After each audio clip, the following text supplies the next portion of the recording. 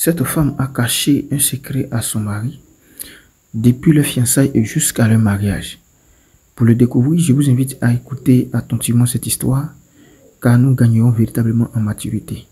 Merci et bon visionnage. Les pistes de réflexion seront données bien sûr sur ce plateau de Point d'accord à travers ce... Dame, je salue vraiment le public. Je vraiment dis merci à Dieu pour ce moment qu'il a permis. Ce soir, j'ai convoqué mon mari, mon époux. D'accord. Vous avez convoqué votre mari. Alors vous êtes mariés depuis 1 an et demi. Oui, oui. D'accord. Dans quelles circonstances justement vous rencontrez cet homme que vous convoquez ici ce soir? Bon, mon mari et moi, nous fréquentons la même communauté. Mais lui, il était dans une assemblée et c'est son travail qui a fait que actuellement nous sommes remis ensemble. D'accord, c'est-à-dire que vous appartenez tous deux à une même communauté, mais vous étiez dans des assemblées différentes. Et donc, pour des raisons professionnelles, il te rejoint, dans ton assemblée, et c'est là en fait que vous rencontrez, que le contact naît. Tout à fait. Vous fréquentez, et aujourd'hui ça aboutit donc à un mariage. Donc vous êtes ensemble depuis exactement 18 mois. Enfin, 1 an et demi. D'accord. Alors, pendant la période de fiançailles, comment est-ce que les choses se sont passées avec ton mari? Vraiment, j'aimerais dire merci à Dieu pour ce bon mari qu'il m'a donné, qu'il m'a accordé. Mon mari, c'est quelqu'un vraiment de bien, qui est vraiment très gentil, qui s'occupe bien de moi. Tout ce qu'on peut dire de quelqu'un de parfait. D'accord. Voilà. Donc votre mari, c'est une personne effectivement honnête. Et qui craint vraiment Dieu. Et qui craint Dieu, ça c'est surtout aussi un point très essentiel. D'accord. Donc depuis que vous êtes marié avec lui, à vous entendre parler, tout va très bien. Oui, oui. Avec ce mari. Oui, oui, madame. D'accord. Est-ce que pendant justement cette période de fiançailles, est-ce qu'il vous arrivait de souvent parler avec votre fiancé? Quelle était la place de la communication dans votre relation? Oui, il y avait une communication vraiment très parfaite. On se disait tout. Lui particulièrement, il était vraiment ouvert envers moi. D'accord. Très ouvert. Alors quand tu dis lui, il était ouvert, est-ce que ça voudrait dire que toi tu ne l'étais pas suffisamment ou tu ne l'étais pas du tout? On peut dire ça. On peut dire ça. Oui. D'accord. On va comprendre mieux tout cela tout à l'heure. Donc vous étiez dans une relation tout à fait normale, avec un fiancé qui s'ouvrait à toi, qui te partageait tout, avec lequel effectivement tu parlais de tous tes projets. Et aujourd'hui ça aboutit donc à un mariage. Alors si tu nous présentes ce tableau presque parfait, pourquoi est-ce que tu es donc là ce soir? Et pourquoi est-ce que tu as voulu convoquer ton mari?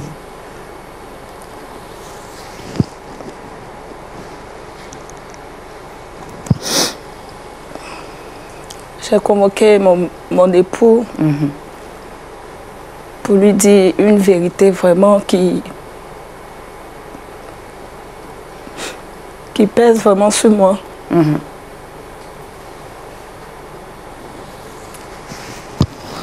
Alors, Raïssa, on va faire un effort pour ne pas déjà pleurer. D'accord? On va faire un effort. Ça va aller. Ça va aller, d'accord? De quelle vérité? De quelle vérité est-ce qu'il s'agit? Enfin, vous êtes mariés depuis 1 an et demi, jusque-là, vous êtes toujours tous deux, vous n'avez pas encore d'enfants avec... Tout couple rêve d'avoir des enfants.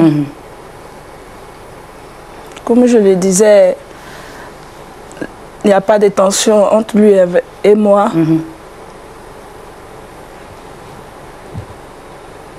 Mais alors, qu'est-ce qui se passe? Quelle est cette vérité, finalement, que vous avez décidé de révéler à votre mari aujourd'hui? En fait, dans notre relation, mon fiancé me disait toujours qu'il ne voulait pas une fille qui avait déjà un enfant parce que lui, il s'est gardé pur. Et moi, je ne lui ai pas dit la vérité. Vous ne lui avez pas dit la vérité. C'était quoi la vérité?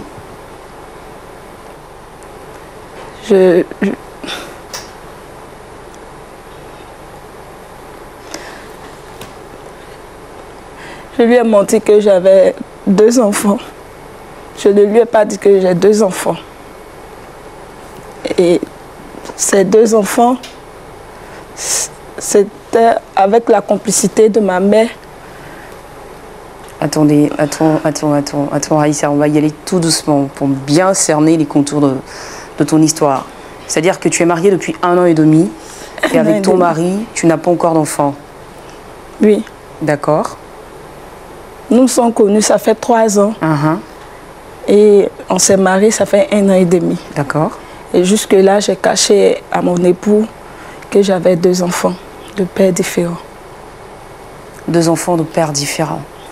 Est-ce qu'on pourrait avoir les raisons justement pour lesquelles tu as caché une information aussi importante de ton passé à ton fiancé, aujourd'hui ton mari? Ma première fille, je l'ai eue en classe de terminale. D'accord. Et le deuxième, quand j'étais étudiant.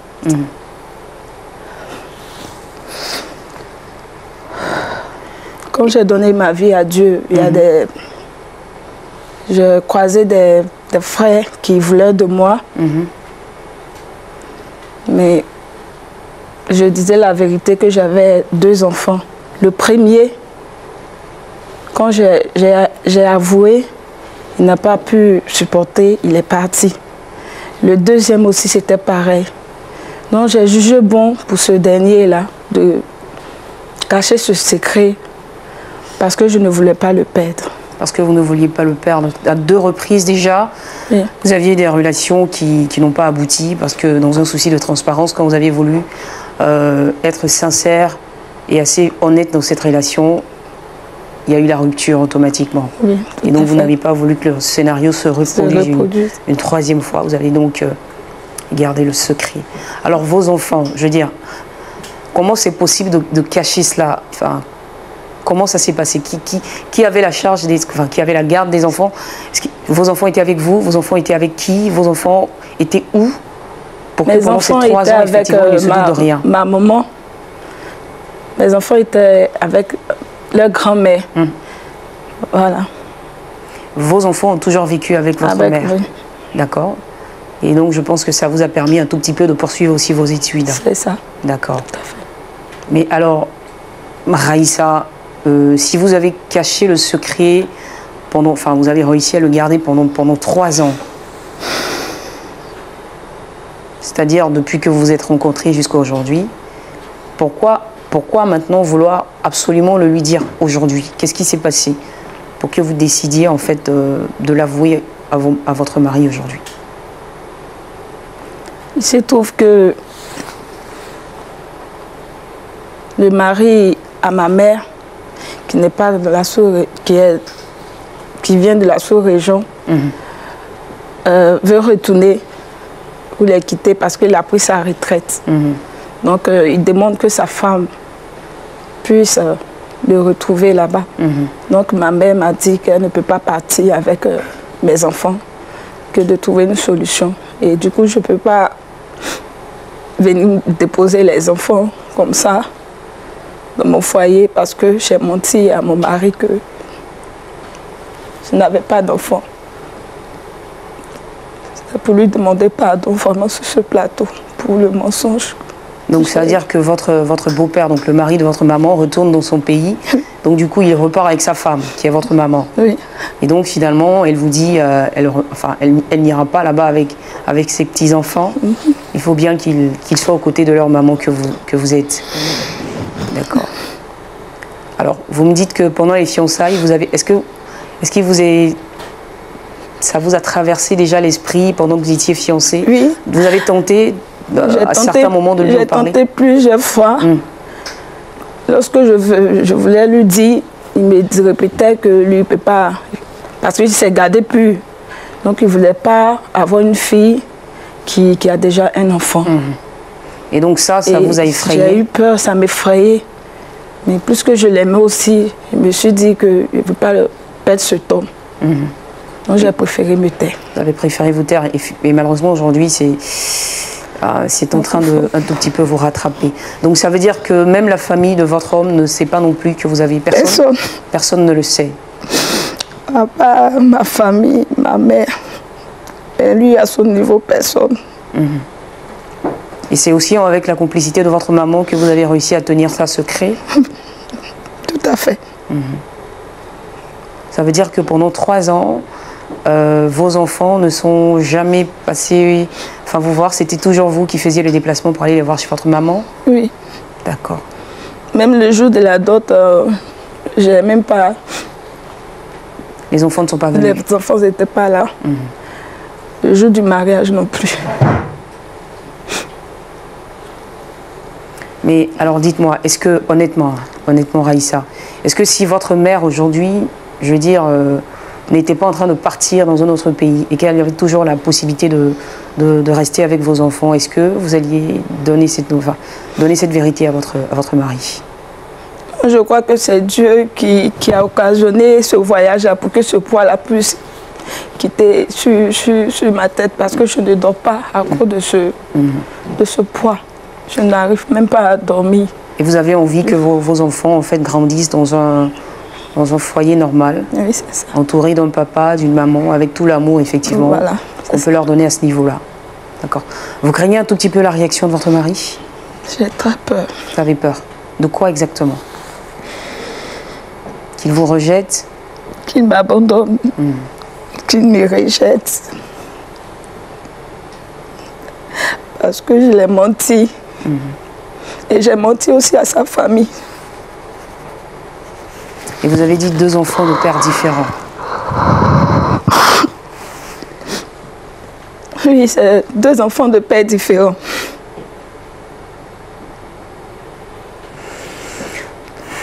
D'accord, Aïssa. Alors, je veux simplement que vous retrouviez votre calme. Cessez de pleurer, d'accord? Cessez de pleurer. On ne va absolument pas vous juger, pas du tout, d'accord? Donc, je sais que c'est pas facile, que c'est très douloureux, mais ne pleurez pas. Je ne pense pas que votre mari vous abandonnera ici. Non, non, non. D'accord? C'est bon, on peut le recevoir, votre mari? On peut le faire venir pour discuter un tout petit peu avec lui. C'est bon. On peut le faire venir public? On va le recevoir sur l'épaule. Merci beaucoup.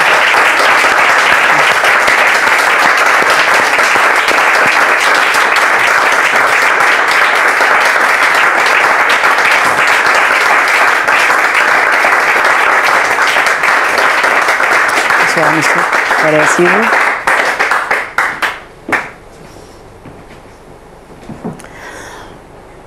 Monsieur Joseph Ebi, bonsoir, bienvenue.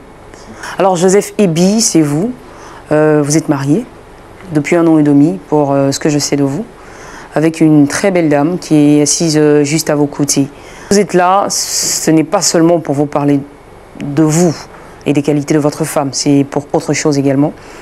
Et cette chose-là, c'est votre femme qui va vous le dire tout à l'heure, parce que c'est bien pour ça qu'il vous a fait venir sur ce plateau. Alors Aïssa, ben voilà, ton mari est là, Joseph, je pense qu'il a maintenant envie de savoir réellement pourquoi tu as demandé qu'il soit là ce soir.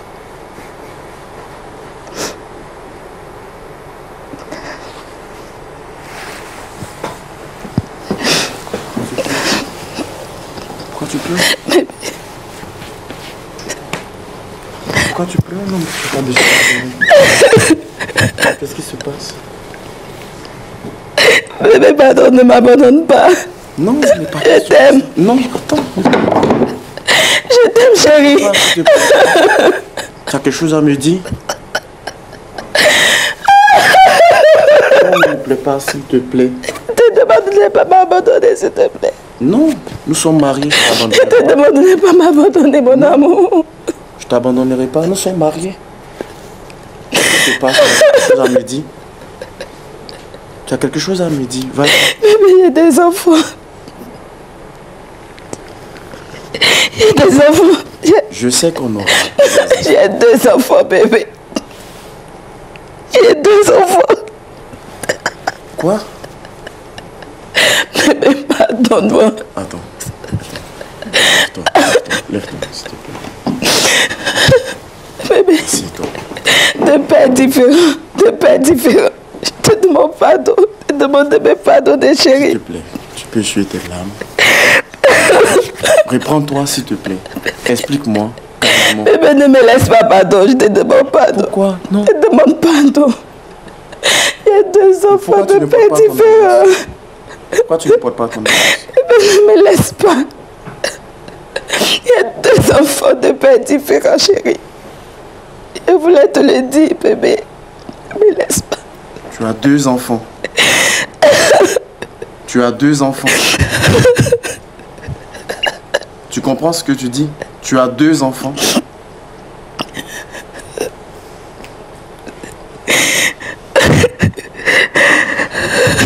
Ces enfants, tu les as eus pendant notre relation ou avant qu'on se croise? Mais c'est avant.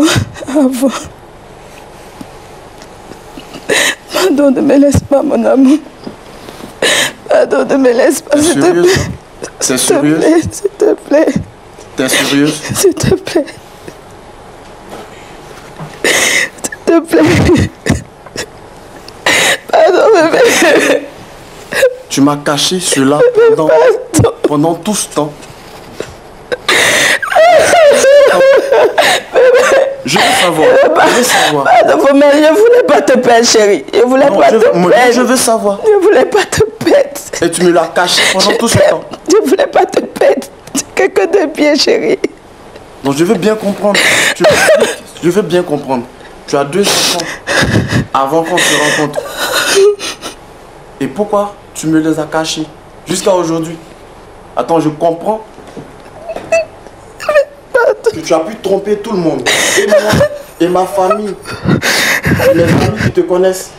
Attends, bébé. Aide-moi à demander pardon à mon mari. S'il te plaît. Bébé, pardon. Bébé, pardon. Moi, je veux comprendre. Pardon. Pourquoi me le dire aujourd'hui? Je veux comprendre. Pourquoi me le dire aujourd'hui? Bébé. Que veux-tu que je fasse? Pourquoi me le dire aujourd'hui? Pourquoi sur un plateau?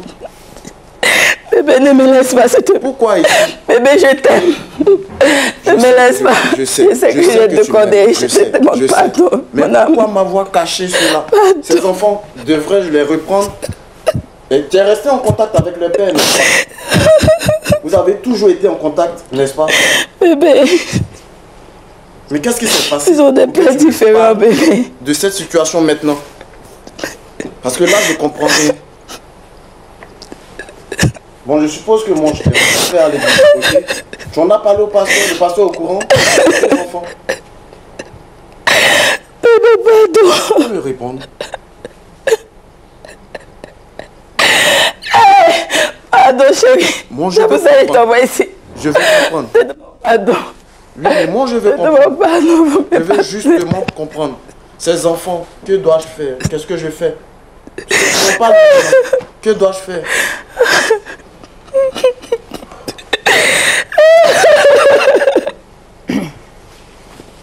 Ça. D'accord, je vais la laisser. Alors, Joseph, assois-toi, juste à côté de moi, assois-toi peut-être là. Assois-toi, parce que toi aussi, tu as besoin de reprendre tes esprits. Voilà.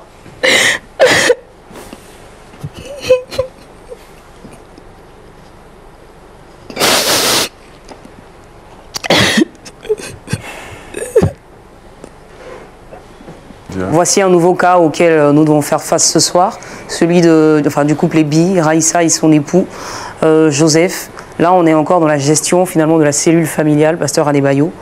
Vous avez la parole. Qu'est-ce que vous avez à nous dire ce soir concernant cette situation?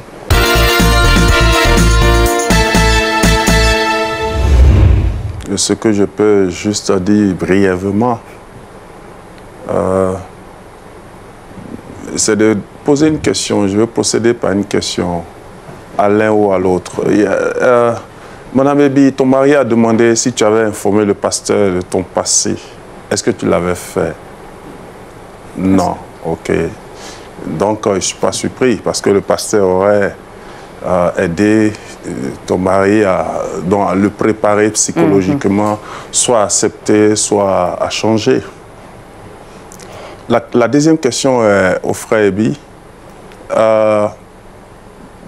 Honnêtement, Ebi, je voudrais que tu fasses abstraction de toute subjectivité, de tout préjugé ou la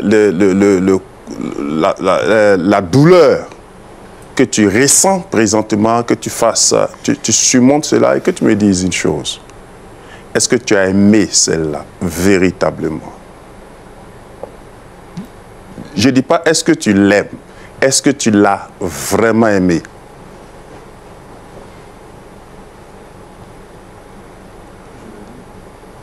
J'ai pas bien entendu. Vous avez entendu? Pas tellement. Est-ce que tu... Excuse-moi, je sais que tu souffres. Ça, c'est ça. Et je souffre aussi avec toi. Parce qu'il y a des choses qu'on ne peut pas accepter, franchement. Alors, tu l'as aimé? Oui. Ok. Tout le monde l'a dit, il a fait peur. L'amour supporte tout, l'amour croit tout, l'amour... Mais c'est pourquoi on est chrétien. Si nous ne sommes pas chrétiens, il serait difficile d'accepter un tel cas. Tu l'as aimé et tu la découvres maintenant.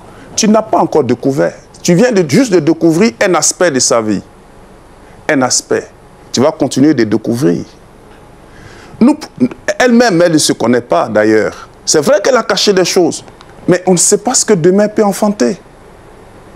Toi-même, excuse-moi, Ebi, tu ne sais même pas, je suis convaincu, tu n'es pas parfait, n'est-ce pas? Tu n'es pas parfait. On ne sait pas ce qu'elle va découvrir aussi un jour. Tel est l'homme. Le seul qui a été parfait parmi les hommes, c'est Jésus. Qui a été irréprochable en toutes choses. C'est pourquoi Jésus a dit, dans Matthieu chapitre 6, il faut toujours pardonner. Ouais, il faut pardonner. Et puis il a dit, quand vous priez, dites, notre Père qui est aux cieux, que ton nom soit sanctifié, que ton nom vienne, etc. Et puis il a dit, il revient encore dans le verset 13, il dit, si vous ne pardonnez pas aux hommes leurs offenses, votre Père céleste ne vous pardonnera pas non plus. Oh, si Dieu ne me pardonne pas, comment je peux le prier? Comment je peux dire à Dieu, viens à mon secours, aide-moi, donne-moi à manger, donne-moi, préserve-moi. Comment je peux lui parler? Quelqu'un qui refuse de me pardonner, va-t-il m'écouter? Non. Alors, j'ai dit, il faut faire l'effort de surmonter, de pardonner, de te souvenir que tu l'as aimé. Pas les sentiments que tu as maintenant, retourne sur la conviction que tu as reçue quand tu priais Dieu et que Dieu t'a dirigé vers elle. J'espère que tu as prié et que ce n'est pas quelqu'un qui vous a branché. Même si quelqu'un vous avait branché, tu as de l'âge, tu as accepté. Et tu ne dis pas, non, c'est quelqu'un celui qui nous a branché, je la ramène à cet homme. Non, tu la gardes telle qu'elle est. Mais je voudrais juste dire, pour terminer, que c'est déplorable. Quand Jésus crie, il y a de telles choses. C'est déplorable, c'est déplorable. Mais je voudrais dire que ça existe. En grand nombre. Ça, c'est juste un cas. Il y a de nombreux cas qu'on découvre. Et ce n'est pas pour cela, comme l'ancien l'a dit, on va refuser de se marier.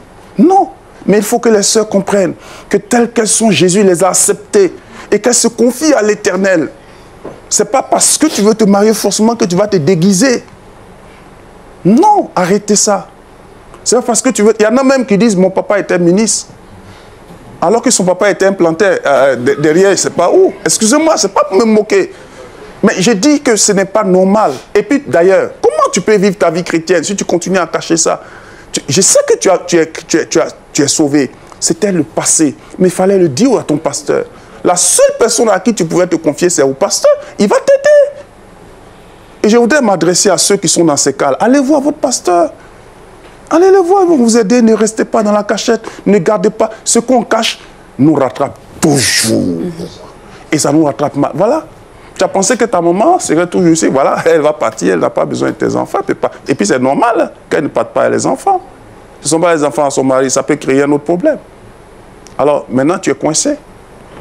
Alors, ce qu'il faut décider, vous deux, monsieur, madame Ebi, je pense qu'il faut vous pardonner et retourner voir le pasteur. Ebi ne prend aucune décision négative sans vous faire aider par le pasteur. Le pasteur même est dans ta situation, frustré, déçu, trahi. Donc, il saura comment vous aider. Voilà ce que je peux dire. Merci beaucoup, pasteur Adebayo. On va applaudir très fort. Alors, Raïssa, en tout ce qui a été dit pour toi, effectivement, pour trouver une solution à votre problème. Tu as entendu le pasteur parler, tu as entendu effectivement aussi tes frères et sœurs te donner leur point de vue sur cette situation. Est-ce que tu as quelque chose d'autre à dire à ton mari, à part peut-être réitérer donc tes excuses?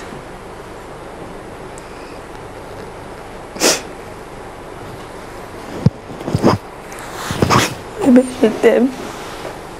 Je ne voulais pas te perdre, c'est tout. Pardonne-moi, chérie, je t'aime. Je t'aime vraiment. Pardonne-moi. Et Joseph, de ton côté, que tu vas saisir la main que ta femme te tend? Est-ce que tu penses trouver en toi justement les ressources qu'il faut pour surmonter, pour te mettre au-dessus de ce problème-là, ne pas l'abandonner?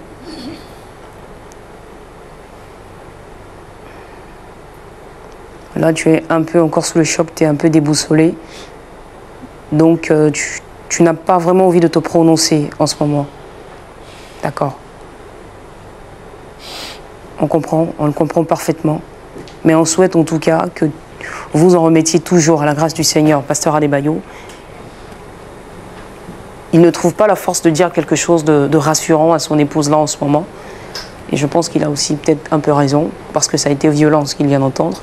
Bon, il a raison, mais il faut qu'il se surmonte, il se surpasse plutôt. Et, il dit qu'il l'a aimé. Il l'a aimé, il a eu la conviction que Dieu l'a dirigé. Vous savez, aimer, c'est se donner. Aimer, ce n'est pas de recevoir. Aimer, c'est se donner. Quand le Seigneur dit aimer ou les uns, ce n'est pas de chercher un intérêt dans l'autre. Et d'ailleurs, l'amour conjugal, c'est de faire du bien à l'autre. C'est de chercher à faire du bien. Ta femme est en train de pleurer. Elle est en peine. C'est ta femme. Tu as eu la conviction. La voici, tu la découvres comme une menteuse, comme une hypocrite. Mais, alors que tu voulais un ange, enfin, tu voulais quelqu'un de pur, sans enfant, digne, qui soit toi seul. Et tu viens te rendre compte qu'elle a été déjà quelqu'un à deux personnes différentes et qu'elle a des enfants que tu vas voir dans ta maison peut-être autour de mamans alors qu'ils ne sont pas issus de toi. Il y a cette conception africaine aussi qui joue. Chez les Blancs, ça, il n'y a pas de problème. Mais chez nous, là, Africains, notre conception et puis l'éducation, ce n'est pas facile. Mais en tant que chrétien, parce que la foi au-dessus de la culture. La culture se soumet à la foi. Ce qui n'est pas bon disparaît. Et ce qui est bon est utilisé par la foi pour l'évangile. Alors, donc, ce que je peux te dire, c'est vrai, Ebi, que tu ne sais pas ce que tu vas, ce qu'elle cache encore. Ça, c'est ce que tu as dit. Et c'est normal, c'est naturel. Parce qu'il se pourrait même qu'elle cache d'autres relations. Ça, c'est encore des réflexions qui peuvent te passer dans l'esprit, à l'esprit et tout ça. Mais, vous avez un berger. Moi, ce que j'attendais de toi, c'est de dire, nous allons rencontrer le pasteur, vous demander son aide, ses conseils et tout ça. Moi, c'est ce que parce que vous ne pouvez pas régler ça à deux, c'est pas possible. C'est pas facile. Je sais que tu ne vas pas la divorcer. Ça, je le sais. Mais, quelles seront vos relations désormais? Quels seront vos rapports conjugaux désormais? Il faut faire l'effort. Le Seigneur t'aidera. Humainement parlant, c'est impossible. Mais avec l'Esprit de Dieu. Romains 5,5 dit, l'amour de Dieu a été répandu dans nos cœurs par le Saint-Esprit. Le Seigneur saura t'aider. Et puis, tu vois, ce sacrifice que tu vas faire à ta femme te donnera une nouvelle femme, plus ouverte. Avant, elle était fermée, comme tu l'as dit. Maintenant, elle sera plus ouverte, épanouie. Et je crois qu'elle ne te cachera plus rien. C'est vrai. Elle ne te cachera plus rien. C'est vrai, humainement parlant, on n'est pas parfait, mais elle ne te cachera plus rien. C'était son fardeau, ça. Comprends que c'est son fardeau. Ne va pas au-delà de ce qui t'a été révélé. Si elle t'a mené ici, c'est son vrai problème, ça. Et toi, tu l'as remarqué, mais tu n'as pas cherché à sonder pourquoi elle est timide. Tu vois. Alors, donc, le Seigneur t'aidera. Vous avez votre pasteur. Ça, c'est un problème, un sujet pastoral qui doit être réglé par le pasteur avec le conseil de l'Église. Et le Seigneur t'aidera à triompher de cette situation qui va t'ouvrir même des portes. Et je ne prophétise pas. Et je n'aime pas ce genre de trucs, faire prophétiser comme ça les yeux ouverts, mais je dis qu'il y a des principes dans la parole de Dieu. Celui qui pardonne obtient la grâce de Dieu. Amen. Merci beaucoup, pasteur Adebayo. Donc tout est dit. Vous savez désormais ce qu'il vous reste à faire, couple et bi. Mais croyez toujours en la miséricorde de notre Dieu. Il vous a entendu ce soir et je pense qu'il est juste à la porte. Il attend simplement que vous le fassiez entrer pour faire ce qu'il y a à faire dans votre vie afin que tout redevienne comme avant. D'accord? Alors vous faites la promesse de repartir vers votre pasteur, de lui en parler, afin qu'il puisse vous aider donc à trouver une solution. D'accord. Vous allez le faire, Madame Ebi? D'accord. Elle le suit. Elle a l'intérêt. C'est lui qui est... C'est Ebi qui doit faire l'effort d'aller voir le pasteur. Exactement. Elle ne fait que suivre. Voilà. Et l'encourager d'ailleurs. En tout cas, nous prions que Dieu puisse vous aider dans cette tâche-là et qu'il puisse restaurer effectivement votre foyer au nom de Jésus. Public, merci de votre présence, merci d'avoir été avec nous, Pasteur Adebayo. Merci également pour vous, soyez bénis, vous et votre maison. On va se dire donc à la semaine prochaine. Que Dieu te bénisse également. Merci Pasteur, on va se dire à la semaine prochaine. Avant de rentrer dans un mariage, nous devons être vrais envers nous-mêmes. De ne pas cacher quelque chose que nous avons pu faire qui pourrait vraiment nous rattraper.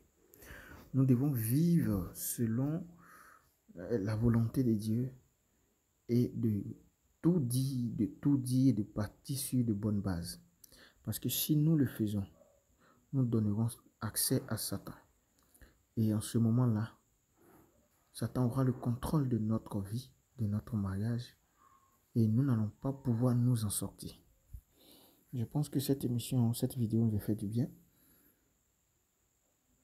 Soyez bénis, soyez remplis de la sagesse de Dieu, et que le Saint-Esprit vous conduise, et que la volonté de Dieu soit avec vous, et que vous puissiez marcher selon sa fidélité. S'il y a une quelconque vérité que vous avez cachée à votre mari ou à votre femme, je pense qu'il est le moment, avec cette vidéo, d'avoir le courage d'approcher votre mari et de lui dire effectivement, voilà le problème que je traîne.